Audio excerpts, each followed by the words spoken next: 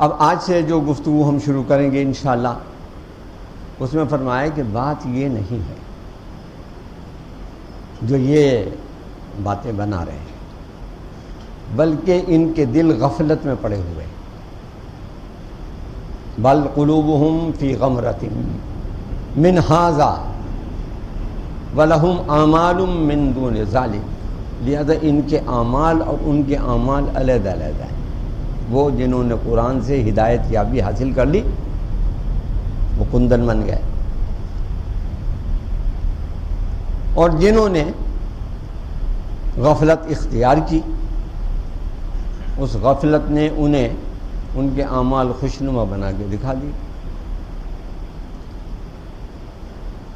ذالک ہم لہا عاملون، اور یہ جو کچھ کرتوت ہیں نا ان کے، یہ یہی کرتے رہیں، یہ جھوٹے ہیں جھوٹ بولتے رہیں گے، یہ بدکار ہیں بدکاریاں کرتے رہیں گے، یہ ظالم ہیں ظلم کرتے رہیں گے، یہ قاتل ہیں قتل کرتے رہیں گے، اس لیے کہ یہ اپنے اعمال کو درست سمجھتے ہیں۔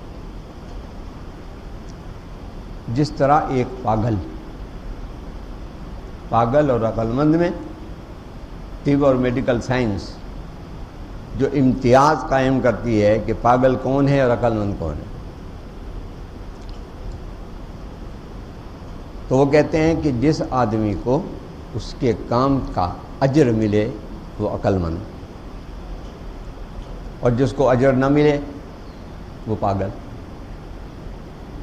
آپ نے دیکھا ہوگا پاگل بھی سڑکوں پہ تقریریں کرتے پھرتے ہیں، تو انہیں نہ کوئی فیس دیتا ہے، نہ کوئی عزت کرتا ہے، نہ احترام سے ان کی بات سنتا ہے، ہنستا ہوا مسکراتا ہوا چلا جاتا ہے، وہ پاگل ہے۔ اور عقل آدمی مند آدمی تقریر کرتا ہے تو اگر کچھ بھی نہ ہو تو اس کا احترام تو وہاں ہے۔ تو لہذا عقل مند یہ نہیں ہے، کیونکہ یہ جو کچھ کر رہے ہیں اگر بدکاری میں مبتلا ہیں تو بیماریاں خرید رہے ہیں، اگر بدکرداری میں اور بدمعاشی میں اور یعنی کرپشن میں مبتلا ہیں تو دولت کے جتنے چاہے انبار اکٹھے کر لیں، اللہ ان سے استفادے کی صلاحیت چھین لیتا ہے، یہ اس سے فائدہ نہیں اٹھا سکتے۔ نہ میٹھا کھا سکتے ہیں، نہ نمکین کھا سکتے ہیں، نہ جگنائی کھا سکتے ہیں، نہ گوشت کھا سکتے ہیں۔ کیا کھا سکتے ہیں؟ کچھ بھی نہیں کھا سکتے۔ نوٹ کھا لیں، سونا کھا لیں۔ آخری بادشاہ، آخری خلیفہ کہتے ہوئے زبان رکتی ہے ایسے لوگوں کو، لیکن بہرحال کیونکہ وہ اس گدی پہ بیٹھے ہوئے تھے، مستعصم باللہ، لوگ غلطی سے معتصم باللہ استعمال کرتے ہیں۔ معتصم باللہ بہت اچھا حکمران تھا، عباسیوں میں سے تھا۔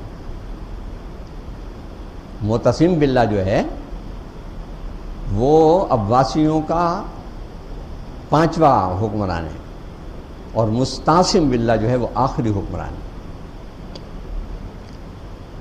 جسے چنگیز خان ان کے بیٹے ہلاکو خان نے مارا ہے۔ تو جب وہ دربار میں پیش ہوا تو سونے چاندی کے برتنوں میں ہیرے جواہرات رکھ کے اس کے سامنے لائے گئے۔ اب آپ اندازہ کر لیں کہ یہ خلیفۃ المسلمین ہے،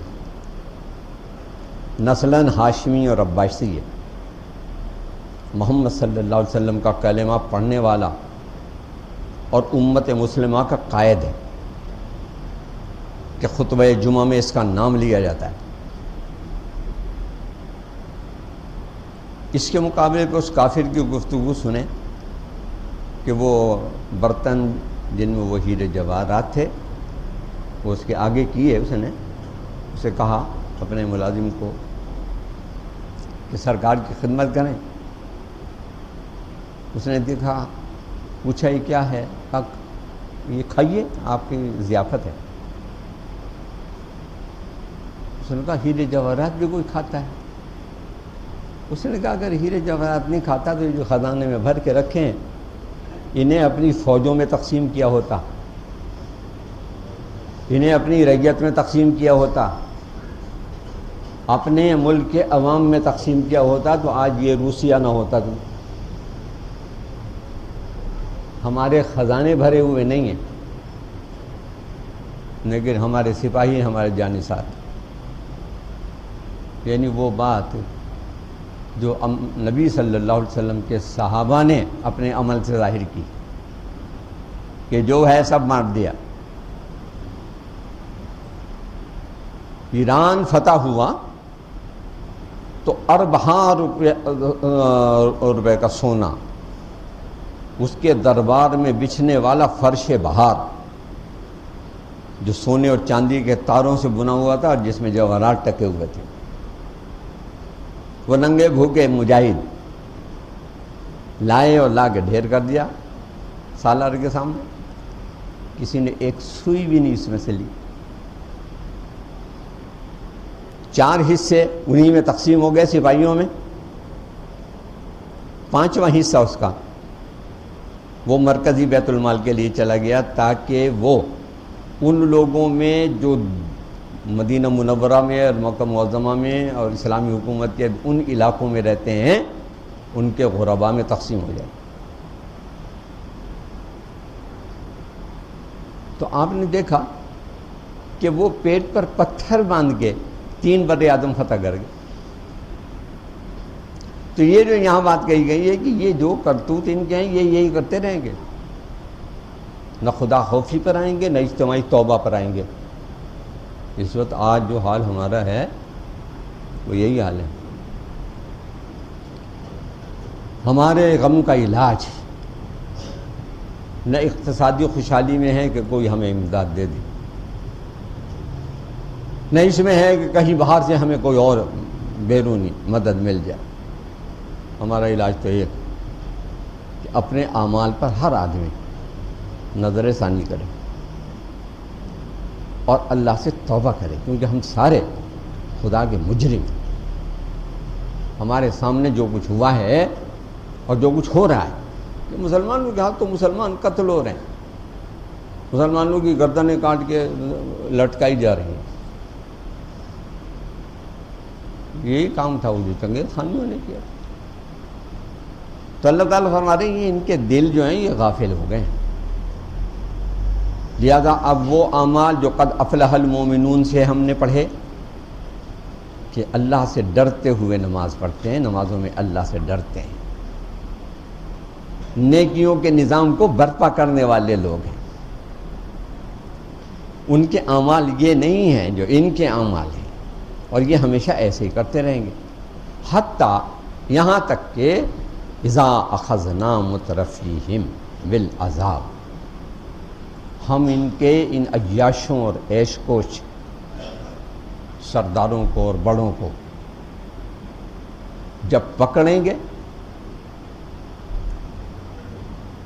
عذاب میں، اذا ہم یجأرون، تو پھر یہ ڈکاریں گے.